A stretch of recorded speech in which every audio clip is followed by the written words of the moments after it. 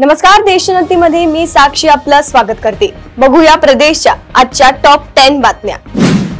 बारामती तालुक्यातील माळेगाव सहकारी साखर कारखान्याच्या मतमोजणीकडे संपूर्ण राज्याचं लक्ष लागलंय। काल मंगळवारी 24 जून रोजी सकाळी 9 वाजता सुरू झालेली मतमोजणी अद्यापही सुरू असून या प्रक्रियेला 22 तासांपेक्षा जास्त कालावधी झालाय।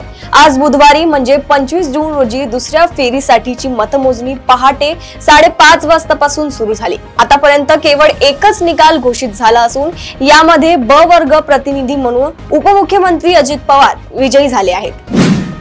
संसदीय समित्यांचं काम टीकाकारांचं नसून सरकारला सल्ला आणि सूचना देण्याचं असते। सरकारचा खर्च हा लोक कल्याणासाठी असलेल्या योजनांवर करायला हवा, असं लोकसभेचे अध्यक्ष ओम बिर्ला यांनी स्पष्ट केलंय। अंदाज समितीच्या अमृत महोत्सवी राष्ट्रीय संमेलनाच्या समारोपानंतर विधान परिषद सभागृहात आयोजित पत्रकार परिषदेत ओम बिर्ला यांनी विविध विषयांवर माहिती दिली। संसदीय समित्यांच्या कारभारात अधिक जबाबदारी आणि पारदर्शकता आणण्याची गरज देखील ओम बिर्ला यांनी व्यक्त केली आहे। प्रहार जनशक्ती पक्षाचे नेते आणि माजी आमदार बच्चू कडू यांना जिल्हा मध्यवर्ती बँक अध्यक्ष अपात्र प्रकरणात मोठा दिलासा मिळाला आहे। बच्चू कडू हे अध्यक्ष पदावर कायम राहतील असा निर्णय नागपूर उच्च न्यायालयाने दिला आहे। कडू यांच्या आंदोलन स्थगितीच्या दुसऱ्या दिवशी कडूंना मोठा धक्का मिळाल्याची चर्चा जिल्हाभरात रंगली होती। मशिदींवरील अनधिकृत भोंग्यांचा प्रश्न पुन्हा एकदा ऐरणीवर आलाय। मुंबईसह राज्यातील मशिदीवरील भोंग्यांविरोधात कारवाईची मागणी करण्यात येत आहे, तर वारिस पठाण हे पण या वादात उतरले आहेत। दरम्यान मुंबईत उपमुख्यमंत्री अजित पवार यांच्या अध्यक्षतेखाली अनधिकृत भोंग्यांच्या संदर्भात बैठक संपली। त्यावेळी दादांनी भाजप नेते किरीट सोमय्यांना स्पष्ट शब्दात समज दिली। अजित पवारांनी किरीट सोमय्यांना मशिदीत जाऊ नये असं स्पष्ट शब्दात सांगितलंय। त्यांच्या मशिदीत जाण्यामुळे कायदा सुव्यवस्था प्रश्न निर्माण होऊ शकतो असे दादांनी स्पष्ट केले आहे। जुन्नर तालुक्यातील प्रमुख पर्यटन स्थळ असलेल्या दुर्गवाडीच्या कोकण कड्याखालील सुमारे 1200 फूट खोल दरीत 40 वर्षीय पुरुष व एका युवतीचा मृतदेह आढळल्याने खळबळ उडाली आहे। जुन्नर पोलीस व शिवजन्मभूमी रेस्क्यू टीमच्या सदस्यांनी मुसळधार पावसात व जोरदार वाऱ्यात प्रतिकूल परिस्थितीवर मृतदेह बाहेर काढले। हा प्रकार आत्महत्येचा नसल्याचा तसेच ते एकमेकांचे नातेवाईक असल्याचे पोलीस तपासात पुढे येत आहे। सोलापूर विमानतळावर सोमवारी एक विचित्र घटना घडली, त्यामुळे वैमानिक काहीसे घाबरले। सकाळी 8:30 गोव्याहून आलेले विमान सोलापूर विमानतळावर लँड होताना एक कुत्रा अचानक आडवा आला। विमानासमोर जाणाऱ्या कुत्र्याला हाकलून लावण्यासाठी विमानतळावरील कर्मचाऱ्यांनी धाव घेतली, मात्र सुरक्षा रक्षकांनी त्यांना अडवले। सुदैवाने यात कुठलीही अनुचित घटना घडली नाही।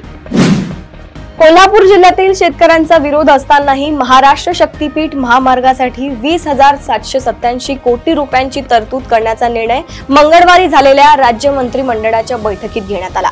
या महामार्गामुळे नागपूर ते गोवा हे 18 तासांच्या प्रवासाचे अंतर 8 तासांवर येणार आहे। शक्तीपीठला समांतर मार्ग जिल्ह्यात असल्याने हा महामार्ग कोल्हापुरात नको अशी भूमिका मुश्रीफ व आबिटकर यांनी घेतल्याचे समजते।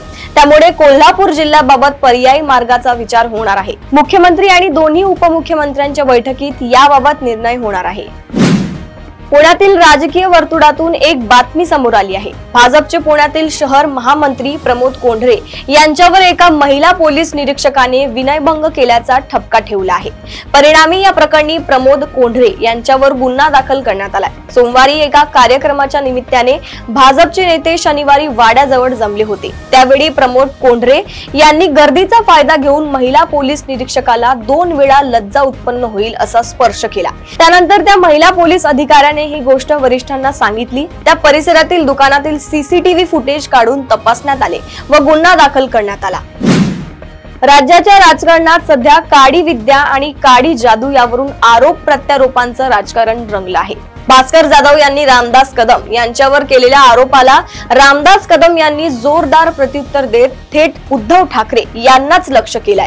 दीक्षा सालियान प्रकरणात आदित्य ठाकरे यांना अटक होऊ नये म्हणून हैदराबादवरून एक तांत्रिक आणला गेला असा खळबळजनक आरोप रामदास भाई कदम यांनी एका खासगी वृत्तवाहिनीला दिलेल्या मुलाखतीत केल्याने खळबळ उडाली आहे। देशातील पर्यटनाला चालना मिळावी आणि दुर्गम भागांसोबत हवाई संपर्क जोडण्याच्या उद्देशाने देशभरात 150 मार्गांवर सी प्लेन सेवा सुरू करण्याचा विचार सुरू आहे। त्यामध्ये महाराष्ट्रातील 8 ठिकाणांचा समावेश करण्यात आलाय।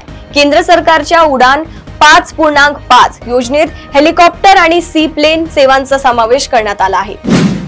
प्रदेशातील अशाच टॉप 10 बातम्या जाणून घेण्यासाठी बघत रहा देशोन्नती। नमस्कार।